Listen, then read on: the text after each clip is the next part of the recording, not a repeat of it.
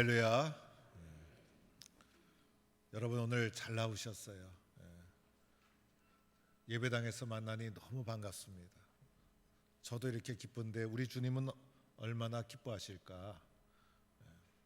주님의 기쁨이 되는 우리 성도가 되기를 바랍니다. 인생에서 중요한 것이 무엇일까? 여러분은 인생에서 중요한 것이 무엇이라고 생각합니까?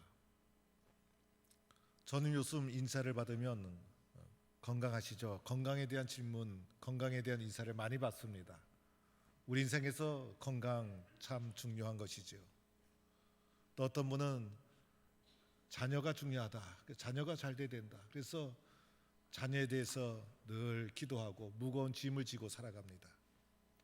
사업도 잘 돼야 되고 또 공부도 해야 되고 또 승진도 해야 되고 좋은 친구도 만나야 되고 우리 인생에 여러 소중한 것이 있지만은 그 중에서 가장 소중한 것은 내가 예수님을 만났는가라는 것입니다.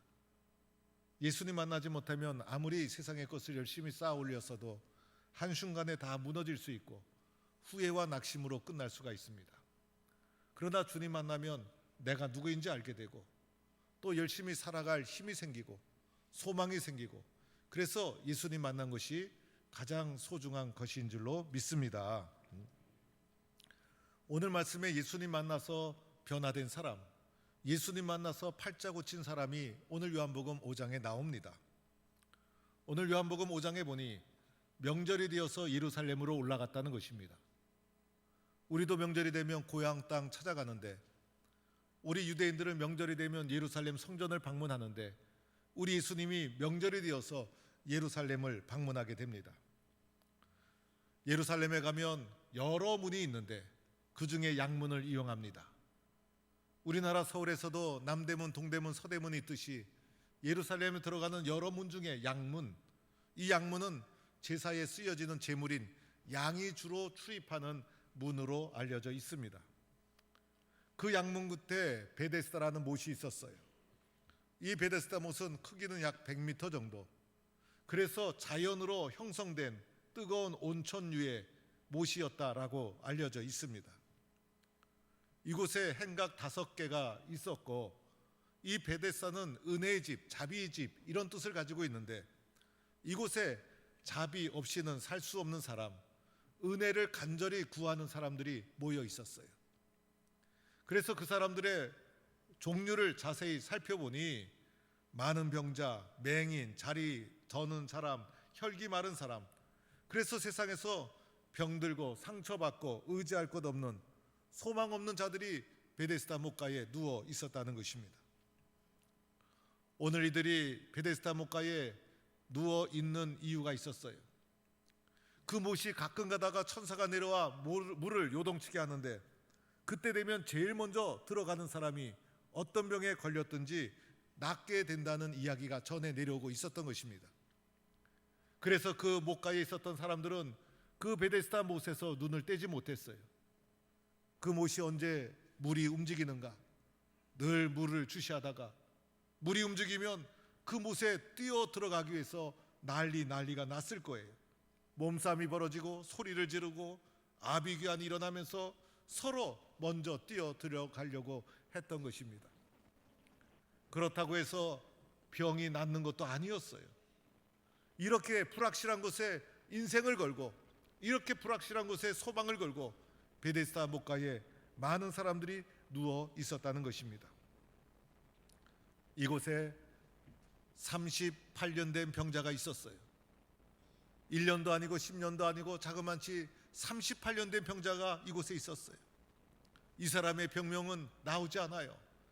그러나 이 사람은 아주 오래된 병이었고 고칠 수 없는 병이라는 것을 알 수가 있어요. 이 사람이 인생의 마지막에 찾아온 곳이 베데스다였습니다. 이곳에서 이 사람이 바로 예수님을 만나게 됩니다. 여러분, 오늘 이 말씀은요 여러 상징적인 의미를 담고 있어요. 오늘 38년 된 베데스다 이 환자는요 한 사람의 개인만을 말하고 있는 것이 아니에요. 오늘 이 말씀 속에 살펴보면 여러 상징적인 의미들이 함께 담아내지고 있는데 예루살렘으로 올라가는 길이라고 했잖아요. 이 예루살렘이야말로 바리새인과 율법 아래에 있는 도시였어요. 그리고 양문이라고 했죠. 양문이라는 것은 제사의 제물이 쓰여지던 제물이 드나드는 곳. 그래서 유대의 율법적인 제사의 이 상징의 의미가 이 속에 담겨 있더라는 거예요. 행각다섯은 모세 오경을 가리키는 거예요. 38년은 광야 40년을 가리키는 거예요. 이곳에 있는 많은 병자, 다리 저는 사람, 맹인, 혈기 마른 사람, 이 모든 사람은요, 율법 아래서 소망 없이 신음하며 상처받고 살아가는 수많은 사람들의 모습, 그 중에 대표적인 사람이 38년 된 병자의 모습으로 우리에게 보여주고 있는 거예요. 여러분, 이 모습을 보면서 우리들은요, 마치 이 모습이 나와 관계없는 이스라엘의 모습이라고 생각하면 안 되는 거예요. 성경을 보면서 은혜 받기 위해서는요, 동일시해야 돼요. 동일시. 성경에 나오는 인물과 나를 동일시하는 거예요. 그래서 오늘 베데스다 목가에 모인 이 모든 사람들의 모습이 우리나라의 모습이다. 오늘 우리가 살아가는 세상의 모습이다. 그리고 이곳에 나오는 38년 된 병자는 바로 나다라는 생각을 해야 돼요. 그래서 성경의 인물과 나를 동일시해야 돼. 내가 38년 된 병자 얼마나 절박했을까? 얼마나 힘들었을까? 동일시하고, 그리고 나서 예수님을 봐야 돼. 그래야 역사가 일어나고 사건이 일어나는 거예요. 세상에서 소망 없이 살아가면서 상처받고 신음하고 병들고, 그리고 의지할 것 없는 이 수많은 사람들의 모습이 바로 우리들의 모습, 오늘 이 세상의 모습, 그리고 이 38년 된 병자의 모습이 바로 나다라는 이 동일시하는 마음을 가지고 오늘 말씀을 보는 거예요. 그런데 이곳에 찾아오신 예수님이 이렇게 말씀하세요. 우리 그 누운 것을 보시고, 오늘 예수님이 이곳에 찾아오셨다는 거예요. 그리고 누운 것을 보셨어요. 예수님은요, 다 보시는 분이에요. 그 중에서도 누굴 봤어요? 38년 된 병자를 보신 거예요. 그리고 예수님 병이 벌써 오랜 것을 아시고, 예수님은 보고 다 아시는 분이에요. 어떤 병인지, 얼마나 고통받았는지 주님은 다 아세요. 그래서 오늘 본문이 전개되는 상황 속에 예수님과 이 환자 간에 세밀하고 친밀한 대화가 없어요. 예수님이 다정스럽게 얼마나 아팠냐 물어보니까 이 38년 된 환자가 제가 얼마나 힘들게 살아온 줄 아십니까 하면서 인생 스토리를 막 장황하게 나열하고 설명하고 그런 거 없어요. 왜냐하면 다 아시기 때문에, 말하지 않아도 다 알기 때문에. 우리 예수님은 다 보고 아시는 분. 그 예수님께서 오늘 이 38년 된 병자에게 딱 두 마디 말씀해 주세요. 두 마디. 딱 두 마디. 이 두 마디를 주목해 봐야 돼요. 내가 38년 된 병자의 입장에서 38년 된 병자와 동일한 마음을 가지고 예수님이 하신 이 두 마디를 봐야 돼. 두 마디. 이 두 마디 말씀을 꽉 붙잡아야 돼. 첫 번째는 내가 낫고자 하느냐, 이렇게 말씀해 주셨어요. 내가 낫고자 하느냐. 여러분, 이 말씀은요, 38년 된 병자의 마음을 진단하는 질문이에요. 영적 상태를 진단하는 질문. 38년이면요 다 포기한 거예요. 38년이면 이 생활에 익숙한 거예요. 노숙자도요, 몇 달만 노숙자 생활하면요 그게 더 편하대요. 그래서 그 사람을 불러다가 이 재활하는 센터에 집어넣으면요 도망간대요. 어디 갔나 했더니 다시 노숙자 생활로 돌아갔다는 거예요. 그게 더 편하대요. 우리가 매일 씻으니까 매일 씻는 줄 알죠? 옛날에는 매일 씻지도 않았어요. 일주일에 한 번 씻고 한 달에 한 번 씻고. 그래도 편했어요. 여러분, 한번 해보세요. 편하다니까요. 여러분,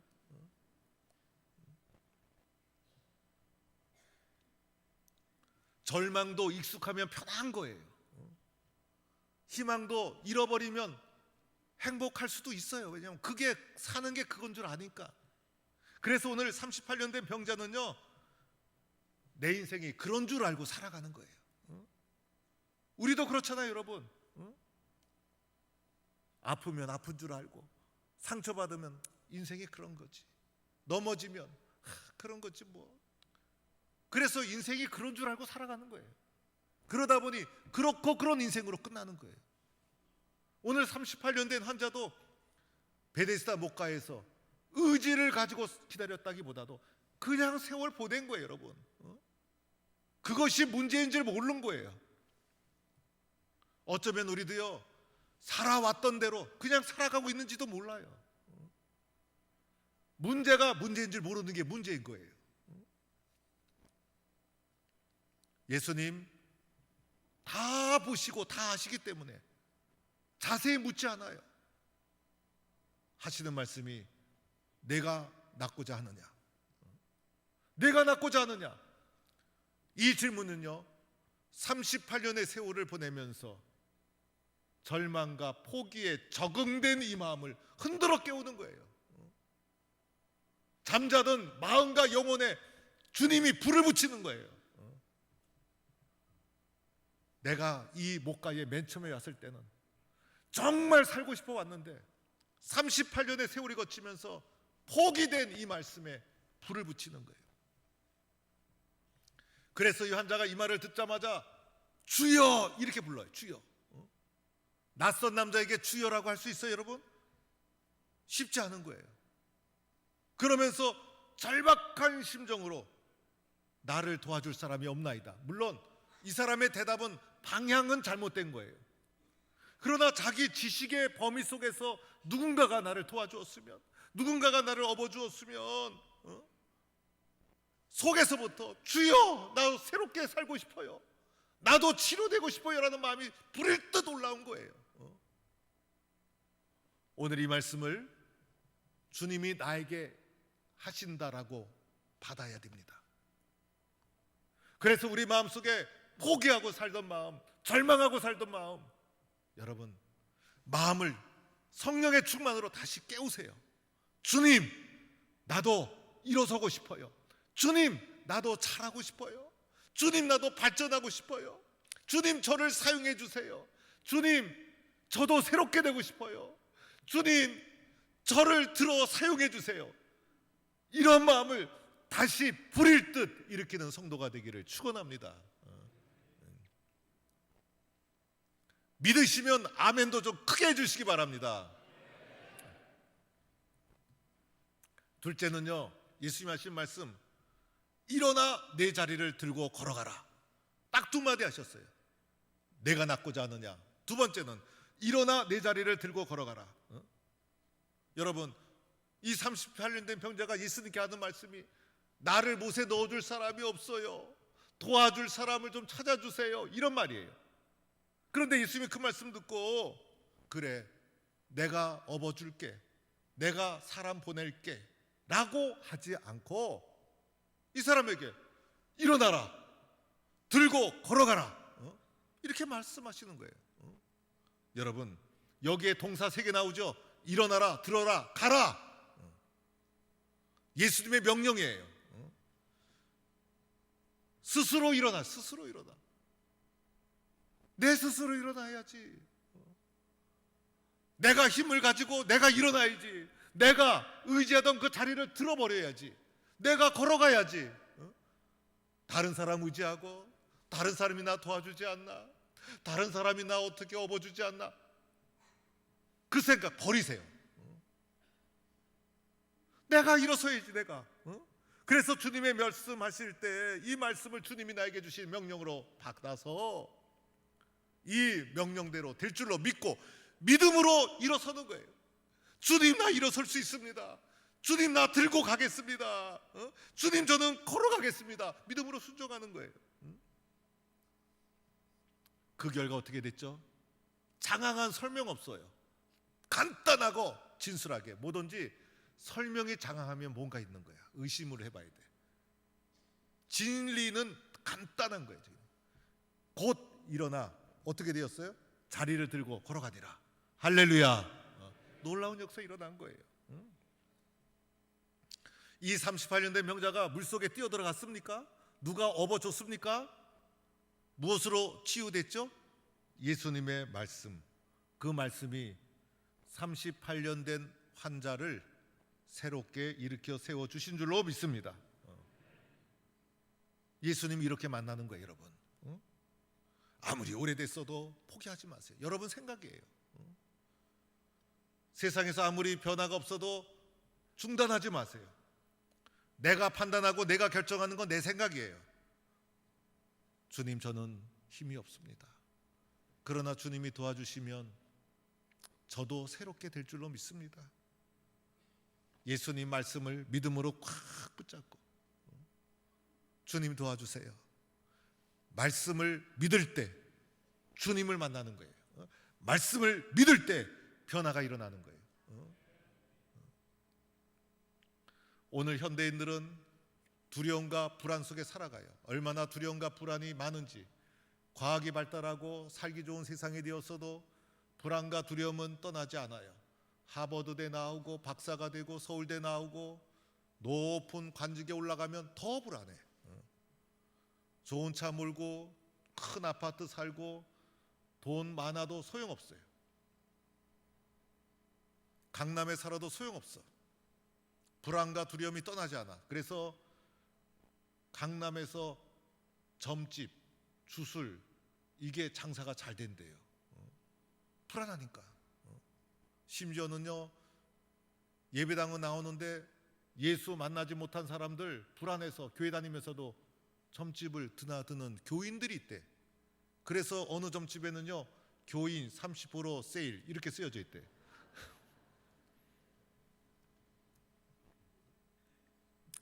예수님 만나야 돼요.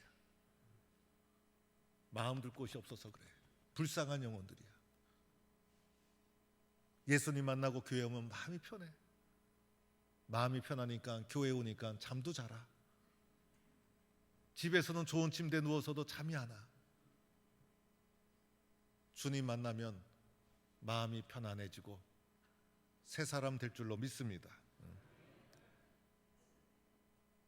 큰 기업 하는 분, 정치하시는 분, 정권이 바뀔 때마다 교도소에 가시는 분들을 보게 돼요. 교도소 들어갈 때 성경책 들고 들어가고 나올 때도 보니까 성경책 들고 나오고 믿을 거는 말씀밖에 없다는 거예요. 여러분 세상에 의지할 것 있어요? 세상에 믿을 만한 거 있어요? 사람의 마음속에는 배반의 기질이 있어요. 배반의 기질. 왜? 이기적인 존재이기 때문에. 자기에게 불이익이 되면 대번 마음 돌리는 게 사람이야.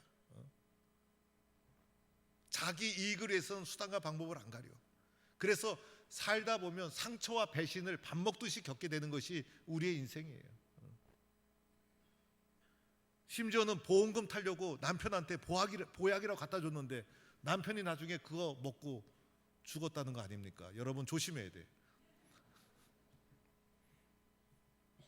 누가 상처 주고 누가 배신합니까? 믿었던 사람, 사랑하는 사람에게 상처받고 배신을 당하는 거예요.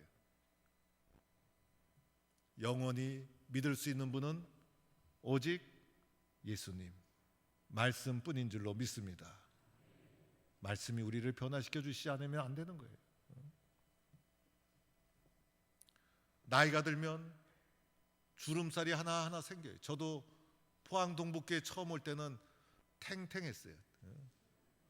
우리 앞에 계신 우리 권사님들, 제가 맨 처음에 왔을 때 얼마나 활기차게 움직이셨던 탱탱한 분들이신데 나이가 들다 보면 세월 속에 예쁜 아내도 주름살, 잘생긴 남편도 주름살,